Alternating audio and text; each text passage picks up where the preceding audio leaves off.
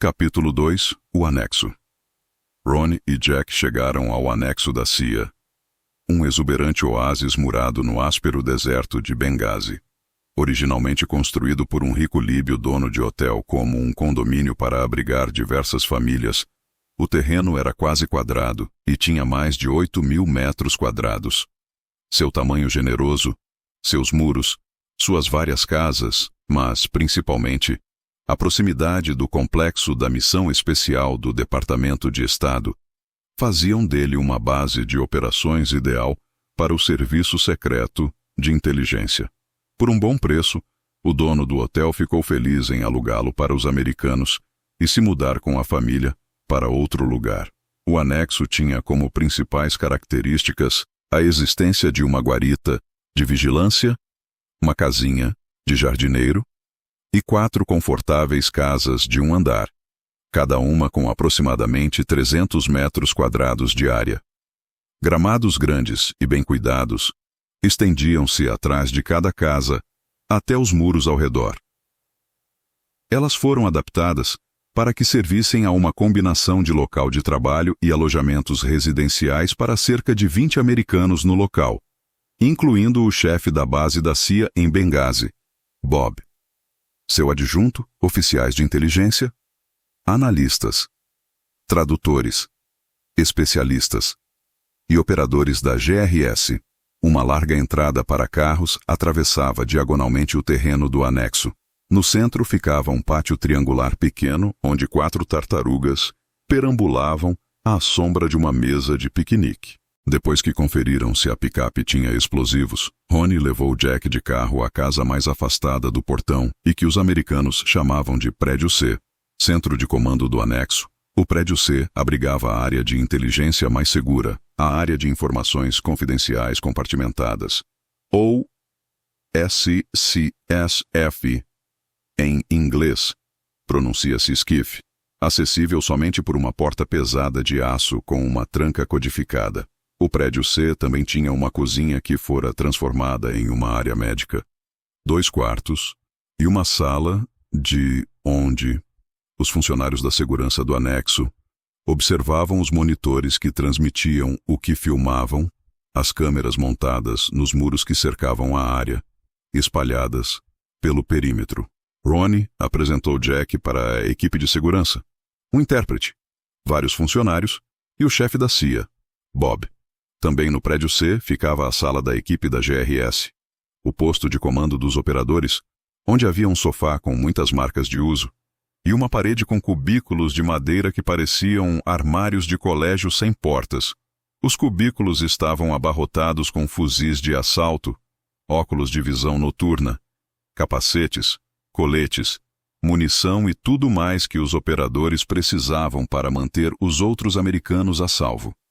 Alguns operadores personalizavam seus cubículos, pendurando fotos de suas esposas e seus filhos.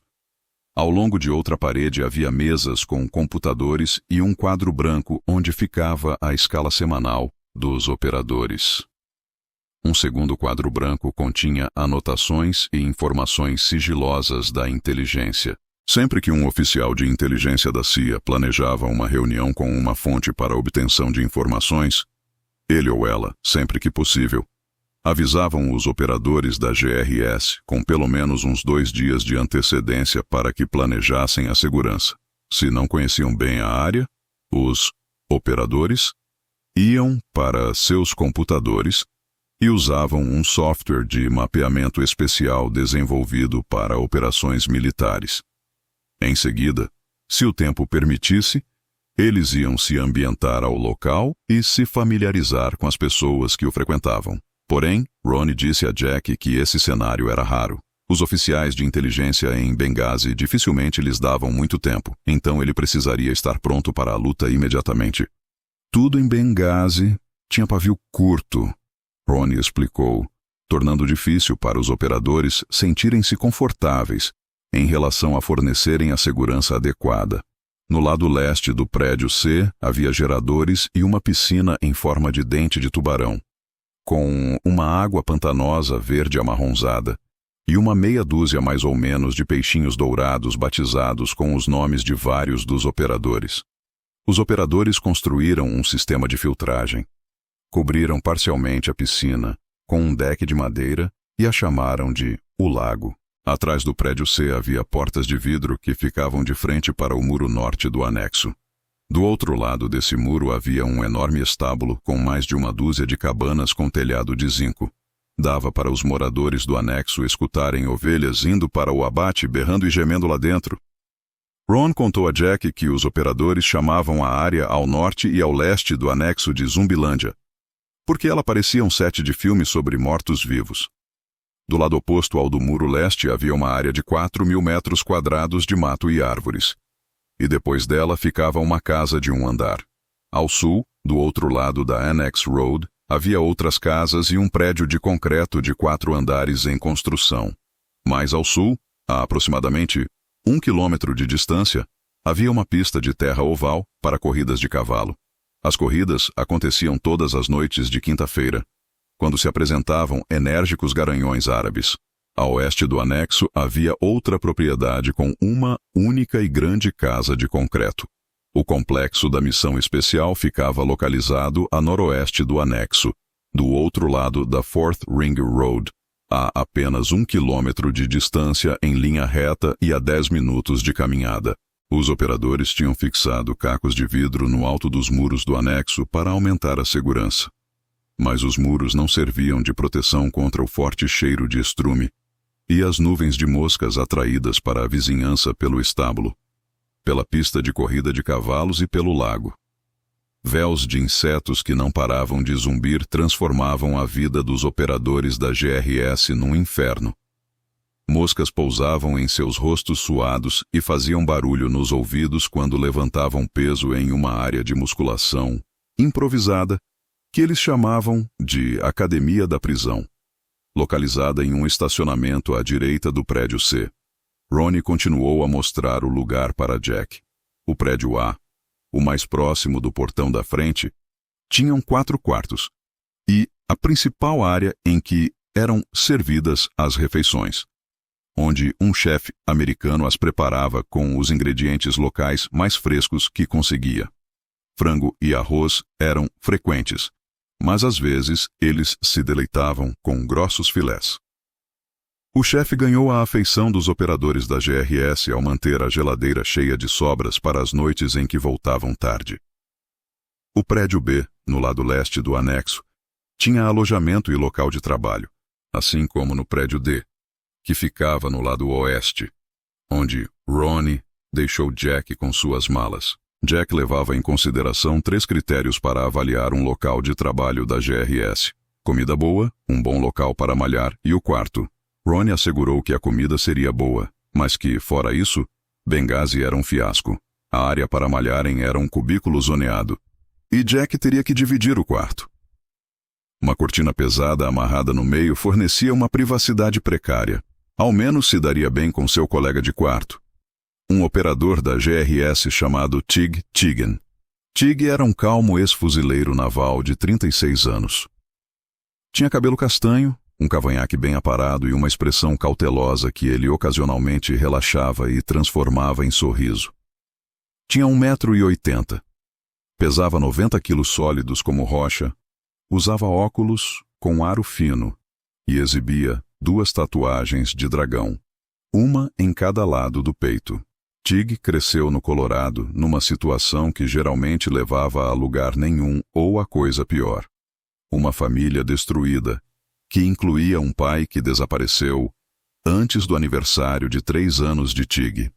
Ele desenvolveu uma atitude em relação à escola que ia de rude a entediado, fazendo com que fosse fácil para os professores ignorá-lo, o que estava bom para Tig. Quando Tig era um desmotivado aluno do ensino médio, certa noite passou na casa da namorada de um amigo bem na hora em que estavam com filés na grelha. "Você quer um?" perguntou o pai da garota. Quando Tig respondeu que queria, o sujeito disse: "Vá cortar a grama." A conexão entre trabalho pesado e recompensa, disciplina e ordem, nunca tinha feito parte da vida dele. Ter conseguido o filé em troca de seu trabalho deu a Tig uma satisfação que mal conseguia descrever. Ele tampouco conhecia a namorada de seu amigo, mas, depois de um mês, se mudou para um quarto que o pai dela construiu para ele no porão. Com a ajuda de seu pai substituto, Tig pôs-se em um novo caminho. Ele alistou-se nos fuzileiros navais antes de seu aniversário de 18 anos, porque era o lugar mais difícil que encontrou para provar sua capacidade. Tig saiu dos fuzileiros navais como sargento, mas não queria parar de exercer o serviço militar. Por isso, em 2003, ele se candidatou para o cargo de operador contratado. Depois de um ano no acampamento militar Doha, no Kuwait, e de passar algum tempo em casa, Tig se juntou a uma empresa militar privada chamada Blackwater. A partir de então, prestou serviços de segurança no Afeganistão, Paquistão e Iraque, onde escapar de tiros de morteiro se tornou parte de sua rotina diária. Teoricamente, Tig não possuía certas qualificações para se tornar operador da GRS, mas sua experiência e persistência lhe renderam uma chance no programa de seleção. Ele conquistou o seu lugar. Em sua primeira viagem para Benghazi, em fevereiro de 2012, Tig voltou mais cedo para casa quando sua esposa, uma ex-mecânica especializada em motores a diesel do Exército dos Estados Unidos, deu à luz gêmeos prematuros que nasceram com 2 semanas de antecedência, um menino e uma menina. Quando Jack chegou, Tig estava em sua 3ª passagem pela região, o que fazia dele o mais experiente operador da GRS em Benghazi. Tig era um pouco ríspido e não era muito de falar, mas os seus companheiros operadores aprenderam a apreciar sua inteligência sardônica e seu humor negro.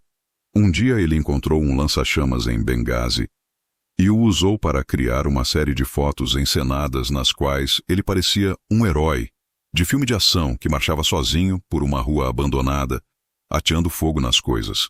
Nenhum dos outros operadores duvidava que pudessem contar com Tig quando a ação fosse real. Tig considerava a lealdade sua maior força, mas também sua maior fraqueza. Sou leal a pessoas que já tentaram me sacanear.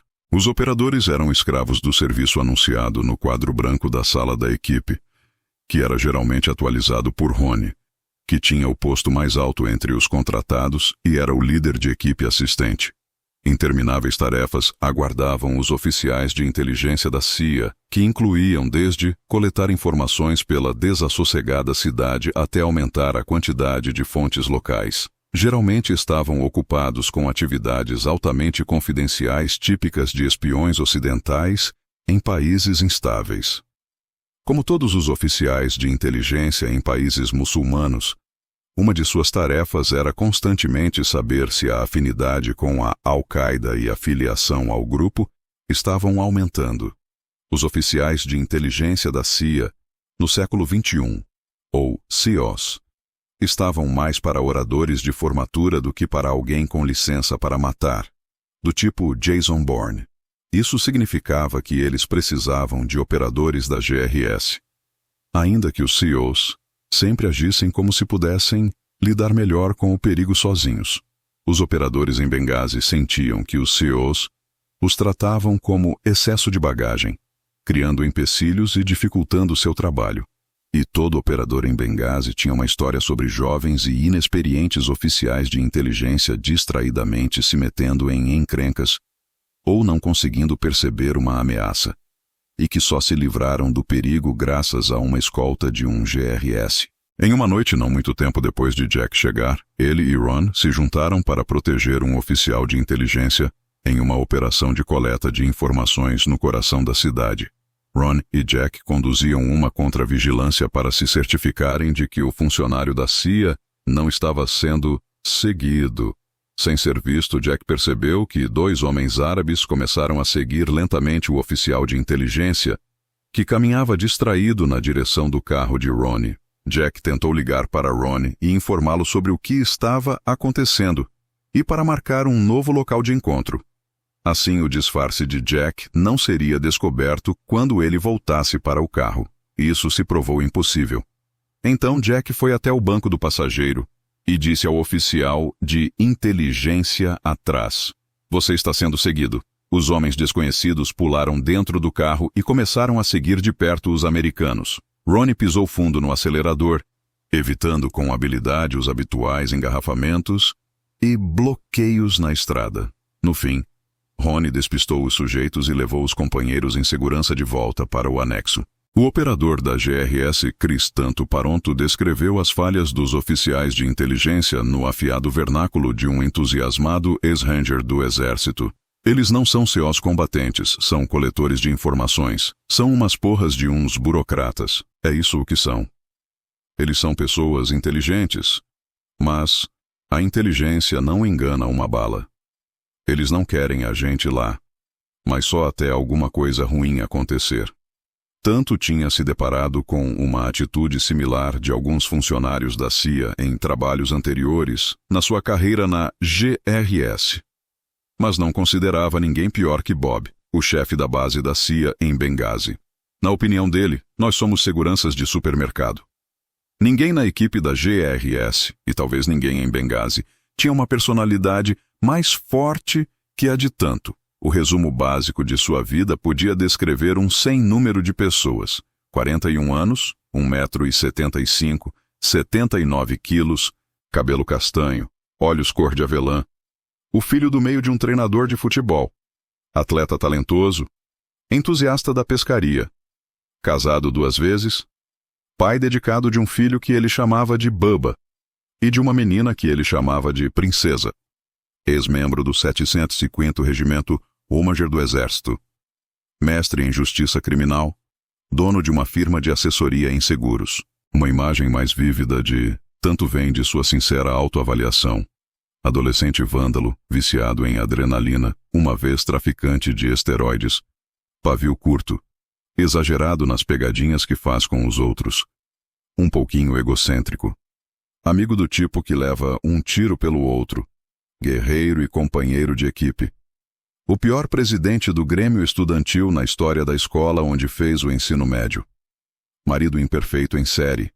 Operador contratado que perambulava por Cabul com as janelas abertas e tocando La Bomba, do Rick Martin, no último volume. Uma breve versão de sua filosofia de vida. Se você vai morrer, morra gargalhando. Gargalhando e lutando. Outra característica peculiar de Tanto eram as tatuagens em seu corpo musculoso. A que tinha na caixa torácica era como se sua pele tivesse sendo rasgada para revelar a bandeira americana lá dentro. Um de seus ombros exibia a insígnia completa dos Rangers do Exército. Outra, que cobria as costas, de ombro a ombro, era uma versão personalizada da pintura icônica de Rafael, que retrata São Miguel derrotando Satanás. Em vez da lança de madeira, Tanto disse ao tatuador para dar ao santo um escudo de cruzado e uma lança feita com um crucifixo. O desenho refletia o desejo que Tanto tinha de destruir os demônios na sua vida. Demônios que acabaram com seu primeiro casamento e interromperam sua carreira militar. Também simboliza o meu trabalho, disse ele. Você se sente um anjo vingador. Você está matando, destruindo ou repelindo o mal neste mundo. Tem muito lá fora, e as pessoas ainda não entendem isso. Elas acham que podem argumentar com ele. Não podem. Eles são maus. E vão matar você. Eu não quero que as cruzadas voltem. Complementa Tanto que passou uma década trabalhando como operador contratado. Boa parte do tempo em países muçulmanos. Mas às vezes eu acho que elas deveriam voltar. A tatuagem é mais ou menos um emblema do guerreiro cristão. O que muitos de nós pensamos e acreditamos ser. Acreditamos ser guerreiros em favor dos Estados Unidos, guerreiros em favor uns dos outros, mas também guerreiros em favor de Deus. Eu não explodo e mato menininhas. Não vou pirar e sair matando mulheres indiscriminadamente. Nunca atirei em ninguém que não tivesse atirando em mim. Outro tantoísmo. A última coisa que você vai ter quando o dinheiro acabar e todo mundo te abandonar é a sua palavra. Os seus culhões e a sua palavra. Se você não puder falar que mandou ver lá fora e que fez tudo o que pôde para proteger as pessoas, você não tem nada. Se você não é honesto e não está disposto a dar a sua vida pelo seu irmão, você não vale o seu peso em mijo. Tanto tinha um lugar especial em seu coração para o credo dos Rangers, particularmente para a quinta estrofe, que começa assim: energeticamente enfrentarei os inimigos do meu país. Eu os derrotarei no campo de batalha, pois sou muito mais bem treinado e lutarei com toda a força. Rendição não é uma palavra do vocabulário Ranger. Tanto mantinha as coisas animadas no anexo da CIA em Benghazi. Tagarela sempre fazia parceria com seu grande amigo e colega de quarto, o taciturno Dave D.B. Benton. Com 38 anos, D.B. tinha cabelo preto, olhos castanhos e um físico compacto e musculoso. Filho do meio de pais mestiços, D.B. cresceu na Pensilvânia, onde odiava a escola, adorava ficar ao ar livre e idolatrava um avô que o ensinou. Respeito, integridade, coragem, humildade, empatia e disciplina. Acima de tudo, ele me ensinou como ganhar e me ensinou como perder. A carreira militar parecia uma herança natural. O pai de D.B. foi da Força Médica da Marinha e seus tios serviram ao Exército e aos fuzileiros navais. Seu irmão mais velho foi fuzileiro antes de D.B. e os dois serviram juntos de 1993 a 2000. Durante os anos em que foi sargento dos fuzileiros navais, D.B. serviu como membro de uma força marítima para propósitos especiais, uma unidade de operações especiais, treinados para serem capazes de executar tudo, de resgate de reféns a operações de ação direta. D.B. era franco atirador, cujas especialidades incluíam vigilância, reconhecimento e combates a curta distância. Após sair do corpo dos fuzileiros navais, D.B. entrou para uma equipe da SWAT na Geórgia, mas depois do 11 de setembro sentiu-se compelido a voltar para o serviço militar. Ele já estava em contato com o recrutamento dos fuzileiros navais quando um amigo lhe contou sobre a oportunidade de trabalhar para o Departamento de Estado como prestador de serviços de segurança pessoal. Desde então, D.B. colecionou vários prêmios por desempenho sob fogo inimigo em locais que incluem Iraque, Afeganistão e Haiti. Um desses prêmios foi recebido no Iraque, em 2004, quando D.B. trabalhou para o Departamento de Estado, por meio da empresa Blackwater. Ele era o líder de uma equipe em um comboio de 5 veículos que sofreu uma emboscada enquanto atravessava Bagdá depois de escoltar o secretário de Estado Colin Powell até o aeroporto. Quando o motorista do veículo que liderava o comboio acelerou na direção de um local seguro, D.B. calmamente manteve o restante do comboio atualizado em relação ao que estava acontecendo, o que permitiu que eles reagissem aos insurgentes e escapassem da emboscada sem baixas, de acordo com a nota elogiosa que recebeu. Casado com a namorada dos tempos de ensino médio, D.B. tinha um filho e 2 filhas. Sua maior preocupação era a possibilidade de decepcionar alguém que confiasse nele, então se mantinha vigilante o tempo todo para impedir que isso acontecesse. Seu autor preferido era Joseph Campbell, que ficou famoso por seus textos sobre a criação de mitos e a jornada do herói. Ele considerava uma das máximas de Campbell especialmente importante: um herói é alguém que deu sua vida para algo maior que si mesmo. A amizade de D.B. com Tanto foi selada quando trabalharam juntos para o Departamento de Estado em Bagdá em 2004. No final de um dia de trabalho, eles estavam relaxando no teto de uma Humvee quando um foguete Katyusha de fabricação russa voou por suas cabeças e entrou em uma barraca que tinha mais de 30 militares contratados lá dentro. D.B.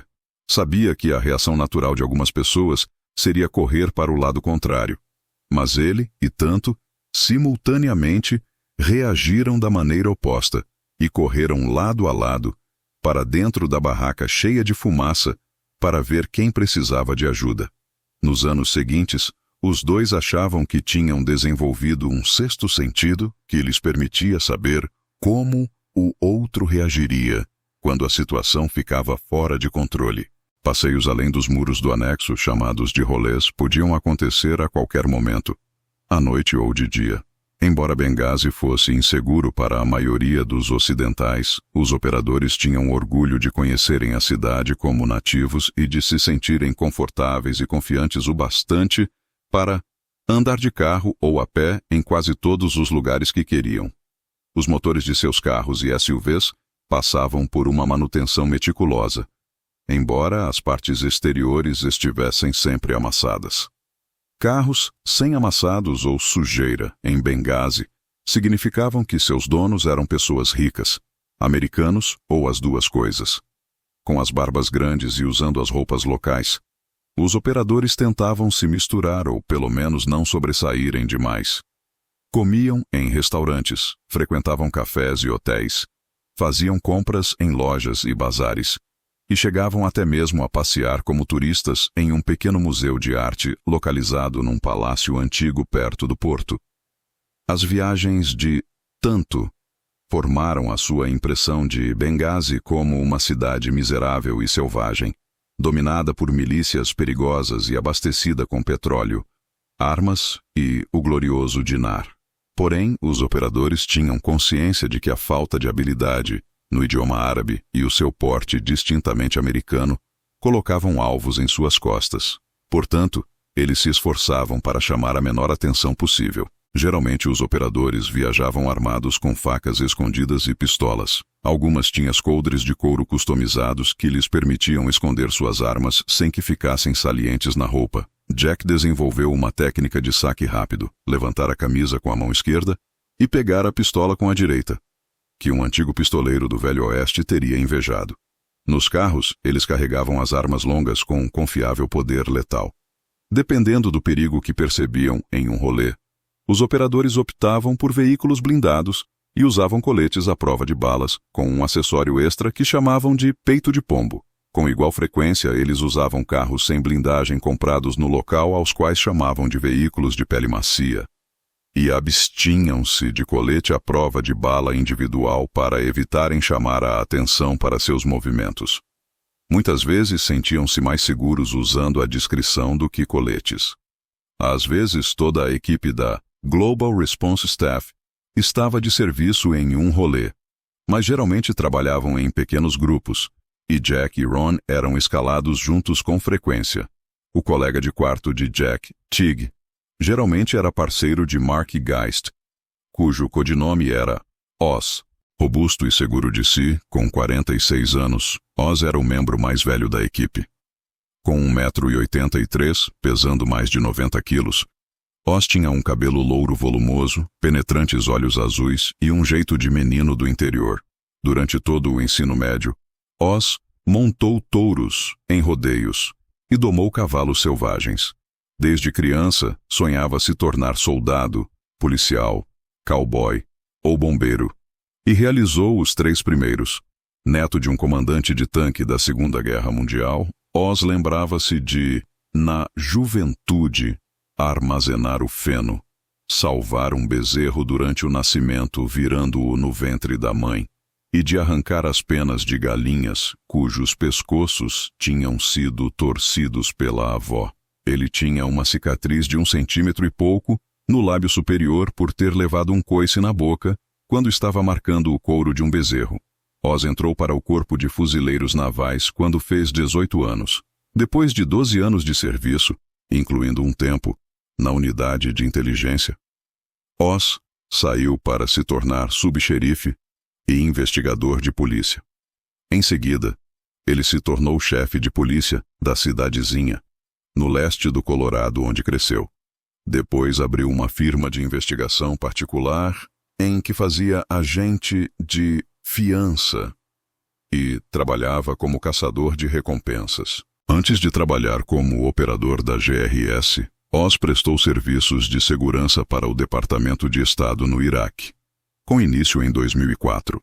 Lá, ele também treinara equipes da SWAT no Iraque e fornecera proteção pessoal a um ex-primeiro-ministro quando trabalhou em outra firma americana prestadora de serviços. O currículo em comum de Oz incluía prestação de serviço de segurança para companhias de aviação russas e ucranianas. Casado 2 vezes, Oz tinha um filho com sua primeira esposa e uma enteada adolescente e uma filha pequena com a segunda mulher. Com Ron, Jack, Tig e tanto DB e Oz, trabalhava um jovem funcionário da CIA.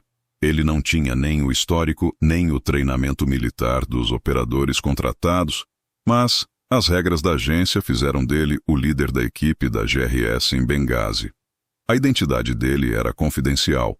Então, os outros operadores da GRS geralmente chamavam pelo codinome que usavam para se comunicar com ele pelo rádio ou abreviando o nome do cargo dele, líder de equipe. Boa parte dos 6 operadores contratados eram amigos de longa data, como Jack, Ron, Tanto e DB. Alguns já tinham trabalhado juntos antes, como Tig e DB, em Benghazi e outros locais, e outros faziam a sua primeira viagem pela GRS juntos. Independentemente de já se conhecerem ou não antes de chegarem a Benghazi, estavam todos ligados através da rede de ex-operadores especiais e prestadores de serviços de segurança. Por exemplo, Jack e Tanto nunca tinham trabalhado juntos antes de Benghazi, mas possuíam uma ligação por meio de um terceiro operador. Enquanto trabalhava como prestador de serviço em Trípoli, Tanto se tornara amigo de Glenn "Bub" Doherty, um SEAL, que fora um antigo camarada de Jack e Ron, e que continuava trabalhando na equipe de segurança da GRS na capital da Líbia. Algumas equipes de segurança da GRS coexistiam, mas não se entrosavam. O que não é de se surpreender dado o número de machos alfa movidos a testosterona entre os operadores e a diferença da experiência em relação aos serviços prestados no passado. Alguns se tornavam rabugentos e reservados devido às adversas e estressantes condições sob as quais trabalhavam. A equipe da GRS em Benghazi durante setembro de 2012 poderia certamente ter seguido esse caminho. Porém, ela se solidificou. Eles confiavam uns nos outros em situações tensas e gostavam de trabalhar e sair juntos. Quando o chefe tinha uma noite de folga, eles corriam para a cidade e se fartavam de pizza e shawarma. Às vezes à noite, quando o trabalho tinha acabado, eles acendiam uma fogueira em um tambor de 200 litros. Sentavam-se ao redor do lago e ficavam conversando, fumando narguilé e rindo uns dos outros. Todos estavam entre os 30 e tantos e os 40 e tantos anos. Todos tinham viajado muito e todos tinham esposa e filhos que amavam e podiam sustentar mais facilmente com o pagamento da GRS. Todo o bem-estar que sentiam uns com os outros se desfez quando Rony, Tanto e DB foram escalados para voltar para casa no início de setembro. Em vez de partirem, os 3 estenderam a sua permanência em Benghazi para ajudar na visita do embaixador dos Estados Unidos que estava por vir. Quando não estavam trabalhando ou planejando os próximos passos, os operadores da GRS limpavam suas armas, praticavam tiro, atualizavam seu software de mapeamento e outras ferramentas de computador, além de fazerem manutenção em seus veículos. Dia e noite, sempre que estavam no anexo, tinham consciência de que eram a força de reação rápida. Se alguém do anexo ou do complexo da missão especial do Departamento de Estado estivesse em perigo, eles reagiriam. Enquanto aguardavam, a maioria jogava videogame. Uma voz chamava pelo rádio, ordenando aos operadores que se apresentassem para o treino tático. Os caras da GRS sabiam que aquele era o código para um torneio de Call of Duty no Xbox no prédio B. Durante os jogos, que tinham uma competitividade feroz, Tanto e Oz discutiam um com o outro, começando inevitavelmente com a sua mãe e terminando com sugestões anatomicamente nada confortáveis. Durante as refeições ou quando estavam apenas perambulando pelo anexo, uma piada recorrente era citar uma fala clichê de filmes de terror ou de guerra. Eu tenho um mau pressentimento sobre isso. Eles liam, conversavam, assistiam a filmes piratas comprados em lojas de lá, recebiam e enviavam e-mails, malhavam, corriam e dormiam. Jack chamava sua cama de máquina do tempo, porque cada hora de olho fechado o transportava para uma hora mais perto do momento em que retornaria para a família. Esse desejo se tornou mais intenso depois de uma conversa via Skype com a esposa, pouco tempo depois de chegar a Benghazi. Ela o surpreendeu com a novidade de que estava grávida. Seu entusiasmo foi moderado pela ideia de que aquela seria mais uma boca a ser alimentada, mais um gasto com faculdade a ser planejado. E, acima de tudo, mais uma pessoa confiando que ele chegaria em casa em segurança. A rotina de Jack, que não estava relacionada ao trabalho, também incluía visitas regulares a uma grande oliveira que ficava ao lado do prédio D e que servia de lar a um louva-a-Deus verde neon, quase tão grande quanto sua mão. A árvore tinha uma planta carnívora com uma única abertura na parte de cima, para que assim as moscas atraídas pela isca não conseguissem sair. Jack observava de perto como o louva-a-Deus ficava imóvel acima da abertura, fundindo-se com as folhas. No momento em que sua presa pousava, o louva-a-Deus atacava, agarrando a mosca com suas patas dianteiras delgadas e pontudas, e a devorava. O louva-a-Deus tinha uma barriga protuberante, testemunha de sua velocidade e da infindável oferta de comida. Entre as moscas, o louva-a-Deus sempre virava sua cabeça triangular e observava calmamente Jack observá-lo. Depois de o louva-a-Deus ter comido 3 ou 4 moscas, ele saía do lugar em que estava perto do buffet da planta carnívora e subia um pouco mais na árvore. O louva-a-Deus fascinava Jack, que o considerava um animal de estimação.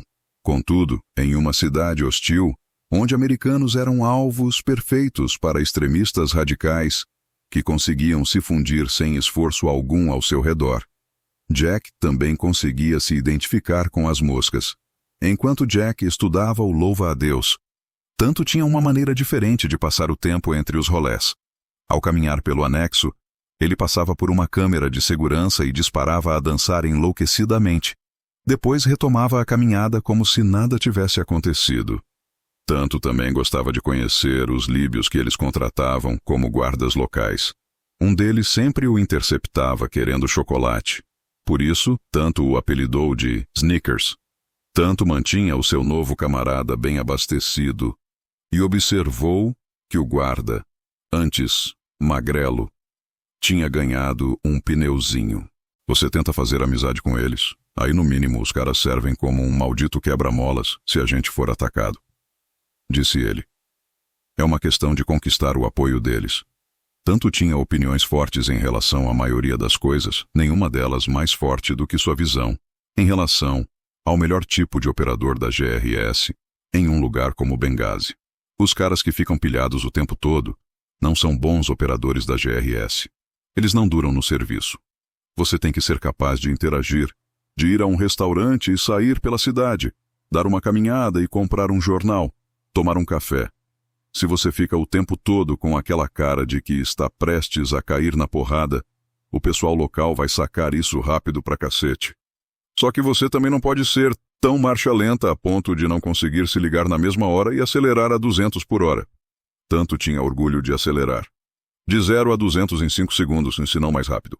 Geralmente, toda sexta-feira, os membros da equipe do complexo iam de carro até o anexo para serem atualizados sobre a situação e conversarem sobre a semana seguinte. Os visitantes eram membros da Agência de Segurança Diplomática, conhecida como DS, os responsáveis no Departamento de Estado, por garantir a lei e a segurança.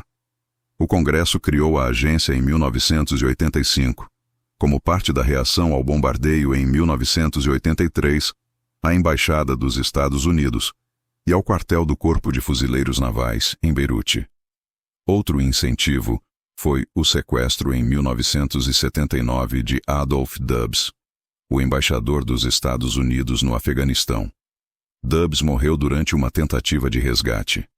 Nenhum outro embaixador americano foi morto desde então. Dentro dos Estados Unidos, mais de 2.000 funcionários da DS trabalhavam para o Serviço de Segurança Diplomática, para proteger o secretário de Estado e visitantes dignitários, todos desde Yasser Arafat ao Dalai Lama. Em solo americano, esses agentes da DS também emitiam liberações de segurança, conduziam investigações de cibersegurança e combatiam fraudes de passaporte e visto. O papel mais importante e geralmente mais arriscado para os agentes da segurança diplomática era fora das fronteiras americanas. Globalmente, aproximadamente 800 agentes da DS, mais 30 mil prestadores de serviço de segurança supervisionavam o salvo-conduto da política externa americana. O trabalho deles era proteger funcionários e informação sigilosa. Em aproximadamente 275 postos, avançados diplomáticos em 157 países. O trabalho era interminável. Entre 1998 e 2012, um estudo governamental revelou que funcionários e instalações diplomáticas dos Estados Unidos sofreram 273 ataques significativos, não incluídos aí os quase constantes ataques à Embaixada dos Estados Unidos em Bagdá, desde 2004. Os agentes da DS atribuíram um nível de ameaça a cada posto avançado diplomático, com base em 6 categorias: terrorismo internacional, terrorismo local, violência política, crime, roubo de informações e ameaça a computadores. Os níveis de ameaça eram baixo, médio, alto ou crítico. Eles consideravam que os 2 últimos níveis tinham sério ou grave impacto nos diplomatas americanos. Durante 2012, mais da metade de todos os postos diplomáticos americanos ao redor do mundo, relacionados a ameaças terroristas, estavam categorizados nos níveis crítico ou alto.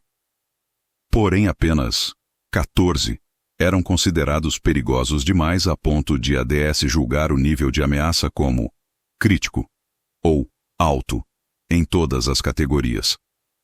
2 deles eram na Líbia, Trípoli e Benghazi. Na opinião dos agentes da DS na Líbia, um dos maiores eventos no verão de 2012 era uma visita de 5 dias a Benghazi, com início no dia 10 de setembro, planejada pelo embaixador J. Christopher Stevens, que normalmente ficava sediado na embaixada em Trípoli.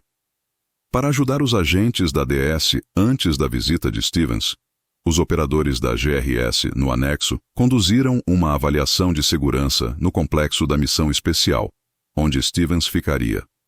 Durante a inspeção, tanto perguntou aos agentes da DS quantos membros da equipe de segurança estariam presentes no momento da visita do embaixador, sem incluir os milicianos locais e outros líbios contratados como guardas.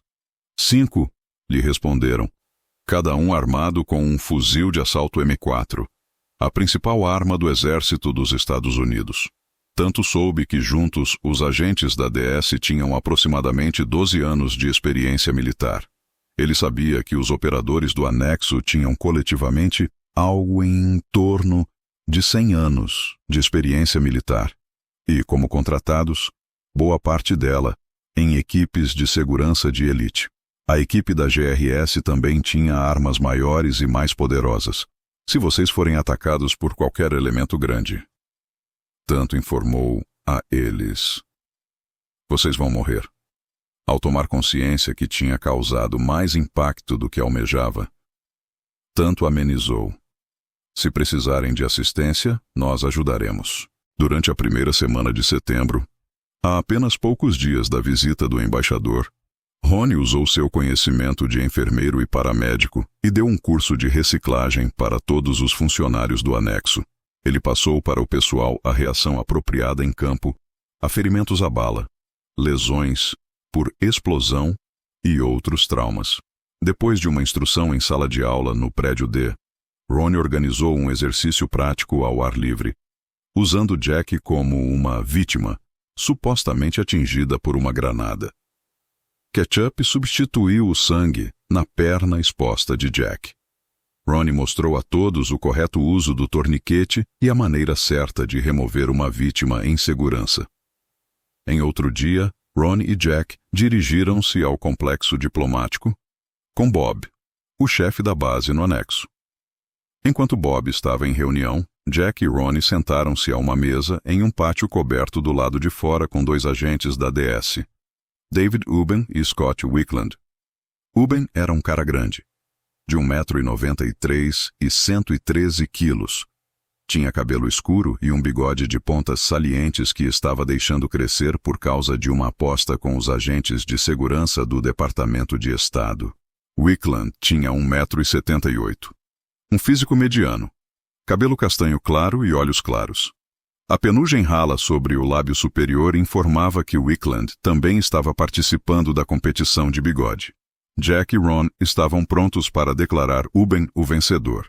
Os 4 homens conversaram sobre suas famílias e carreiras militares anteriores. Jack e Ron tinham sido SEALs, Uben, do Exército, e Wickland, nadador de resgate da Marinha. Wickland e Uben confidenciaram aos operadores que estavam reiteradamente solicitando mais pessoal da segurança diplomática para o complexo. Porque estavam com uma equipe muito reduzida, essas solicitações entravam por um ouvido e saíam pelo outro. Eles contaram a Jack e Ronnie e não conseguiam entender por quê. Esforçando-se para ajudar, os operadores organizaram um treinamento para ensinar aos agentes da DS métodos de reagir a um ataque terrorista. A situação que encenaram era de uma força inimiga que tentavam invadir o anexo. Mas os operadores explicaram que os mesmos princípios se aplicariam se o alvo fosse o complexo diplomático. Eles treinaram maneiras de reagir a atiradores ativos dentro dos muros e como ficar de olho em todo o pessoal que precisava de proteção, principalmente o embaixador, uma prática que os operadores chamavam de responsabilidade principal. Os operadores fizeram demonstrações dos protocolos que usavam em tais eventos para simultaneamente repelir o ataque e garantir a segurança dos funcionários que eles chamavam de não atiradores. Quando o treinamento terminou, Jack concluiu que aquela equipe reduzida e a falta de treinamento militar de operador especial colocariam os 5 agentes da DS que estariam fazendo a segurança do embaixador em extrema desvantagem, caso o complexo viesse a ser atacado. Tomando café da manhã juntos à mesa, Jack e Ron sempre discutiam falhas na segurança, tanto do complexo quanto do anexo. Como operadores contratados, eles não tinham poder algum de mudar o sistema de segurança. Mas isso não os impedia de identificar buracos no escudo defensivo, antecipar estratégias que os terroristas poderiam usar para atacá-los e discutir várias reações potenciais.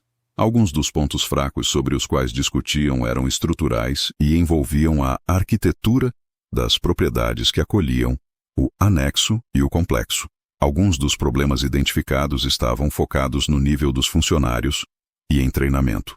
Os cenários macabros iam de carros-bomba estacionados do lado de fora do muro do anexo até a invasão do complexo por uma grande quantidade de agressores. À medida que o aniversário dos ataques de 11 de setembro se aproximava, o que coincidia com a visita do embaixador, Ronnie colocou uma folha de papel grande em um quadro branco na sala da equipe da GRS.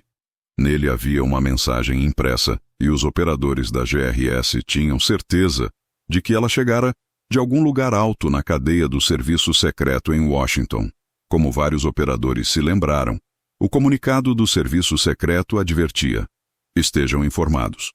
Possuímos relatos de pessoas no campo que afirmam que uma instalação ocidental ou uma embaixada, consulado, governo americano será atacado na próxima semana. Se essas não foram as palavras exatas, essa foi a mensagem clara que os operadores apreenderam do comunicado. Como precaução, os operadores levaram coletes à prova de balas, armas longas, munição, óculos de visão noturna e outros equipamentos táticos para seus quartos, para que pudessem mais rapidamente jock up, termo que usam, para se referirem ao ato de se prepararem para a batalha. Houve discussões durante algum tempo sobre localizar o complexo e o anexo em uma mesma propriedade. Então Bob, o chefe do anexo, sugeriu que fizessem uma experiência. Ele pediu à equipe da segurança diplomática no complexo da missão especial para se mudar para o anexo durante a visita do embaixador, a fim de ter mais camadas de proteção. A sugestão foi negada. Nos dias depois que Ronnie pregou no quadro o comunicado do serviço secreto, a equipe da GRS assinou o papel para mostrar que o tinha lido. Aquilo ficou na cabeça de todos eles, mas ninguém estava nervoso por isso. Quando Oz o leu, chegou à conclusão de que faltava a data específica e a localização. Então ele não tomou nenhuma atitude especial, com exceção de permanecer extremamente vigilante, como sempre. Não havia nada com que se preocupar. Quando tanto viu que todos da equipe tinham rubricado o comunicado, ele o descolou do quadro branco e o rasgou em pedacinhos. A data era 11 de setembro de 2012.